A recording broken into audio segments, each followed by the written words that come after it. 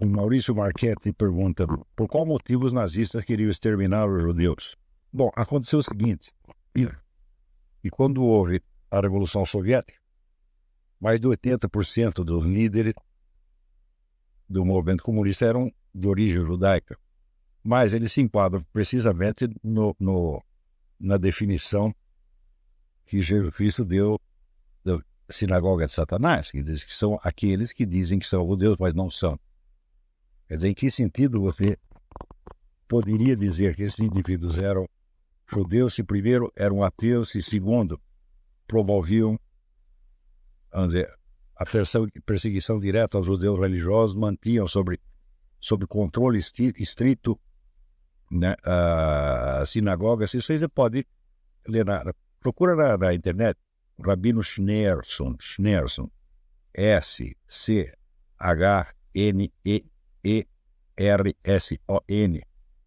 e veja, o sujeito foi parar na cadeia um montão de vezes, quer dizer, mas ao mesmo tempo, o pessoal não tinha muita informação o pessoal no Ocidente não tinha muita informação do que se passava na União Soviética. Então, a constatação desse fato, quer dizer, do predomínio estatístico de pessoas de origem judaica dentro da liderança comunista, vendo com a divulgação do livro Sérgio Nilus, Os Protocolos do Sábado do Sião, isso criou uma onda anti-judaica monstruosa na Europa. E foi preciso passar muitas décadas para que a coisa realmente se esclarecesse.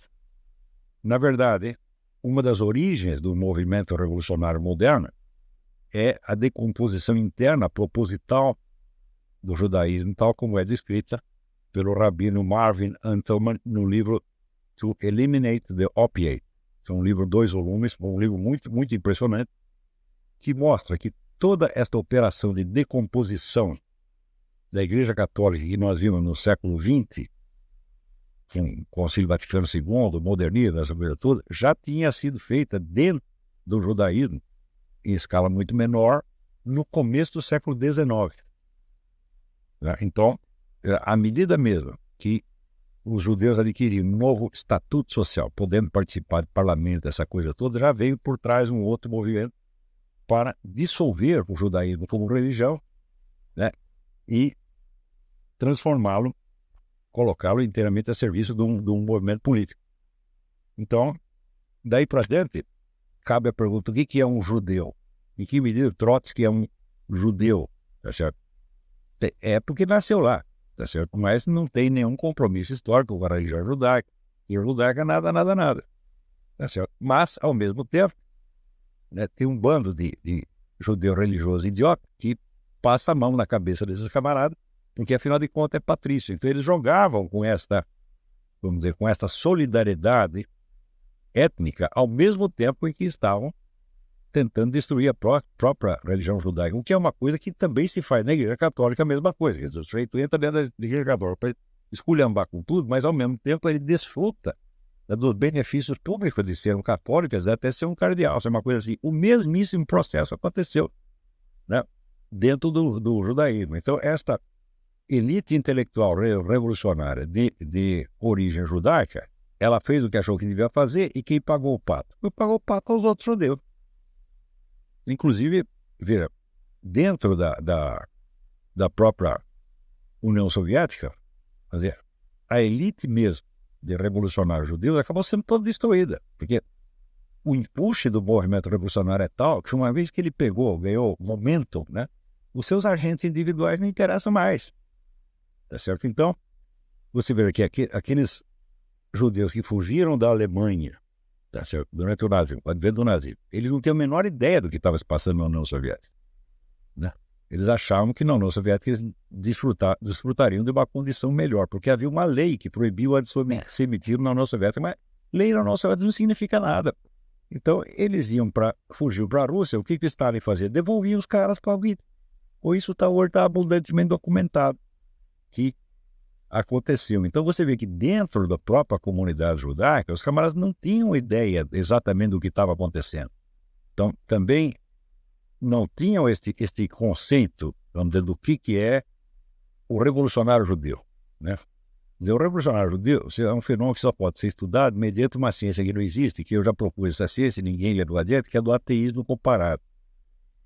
Quer dizer, ateísmo não é a mesma coisa. Ateísmo militante não é a mesma coisa em tudo quanto é lado. Quer dizer, quando o sujeito se torna um ateu, ele vem de uma origem religiosa e cultural determinada. E ele vai ser ateístico naqueles pontos. Quer dizer, o ateísmo dele é a negação da sua religião, não da religião do vizinho. Então você tem diferentes formas de ateísmo, tá certo? Você vê que, como, por exemplo, dentro do meio católico, né, existe uma ênfase muito grande na pureza de conduta, sobretudo a pureza de conduta sexual. A primeira coisa que o novo ateísta faz, tá certo, é aderir ao sexo livre. Essa é a primeira coisa. Tá certo? Do mesmo modo, no judaísmo, a ênfase é sobretudo colocada na lei e na ordem divina. Certo? Então, o judeu que se torna um ateu, que se torna um inimigo da sua religião, ele é o inimigo da ordem, então ele, por excelência, é um revolucionário. Né? Então, o criador de uma nova ordem. Você vê que toda a problemática do ateísmo judaico é essa. Então, essas pessoas são excepcionalmente perigosas. Perigosas, sobretudo, para a própria comunidade judaica. Por quê? Por causa da relação ambígua. Você estudando, por exemplo, na União Soviética, você tem a seção judaica do Partido Comunista. A seção judaica era constituída de pessoas que se originavam, que tinham de origem judaica, e que, com as ligações de parentesco e de língua, podiam, então, facilmente se infiltrar nas sinagogas, espioná-las e manter sob controle. Isso aí está contado na biografia do Rabino Schneerson. Tá certo? Agora, quem está de fora não está sabendo dessas sutilezas. Tá certo? Então, quer dizer, olha, quem fez a Revolução Comunista foram os judeus. Pronto, criou uma onda de ódio contra os judeus. Tá certo? Então, pagaram por dois lados, levaram pancada dos dois lados. Tá certo? Então, tudo veio, vamos dizer, da ambiguidade da palavra judeu. O Rabino Schneerson era um judeu, Trotsky era um judeu também, mas não no mesmo sentido. Trotsky era um judeu no sentido exatamente do que o Cristo dava à sinagoga de Satanás. O sujeito que diz que é judeu, mas não é. Quer dizer, ele é judeu quando lhe interessa. Quando lhe interessa para ele se esconder atrás da comunidade, ao mesmo tempo que ele está usando como bucha de canhão. Tá certo? Então, você vê que nos movimentos de massa e na escala de opinião pública, essas distinções passam totalmente despercebidas. Quer dizer, você precisa de um... Qual vai ser o objeto de ódio, o objeto de temor? Vai ser uma figura estereotípica, né? Criada com 2 ou 3 traços, como se fosse um tipo ideal. Então, o judeu vê um tipo ideal, que é o sujeito, então, ele é banqueiro, ao mesmo tempo ele é comunista. Eu digo, bom, claro que havia, de fato, uma ligação entre banqueiros e comunistas, mas vai dizer, em que sentido os Rothschild são judeus? Nós não são há mais muito tempo. Quer dizer, eles são uma força autônoma, tá certo? Que financia quem lhes interessa, tá certo? E se no meio disso for morrer metade da comunidade judaica, eles não têm nada a ver com isso.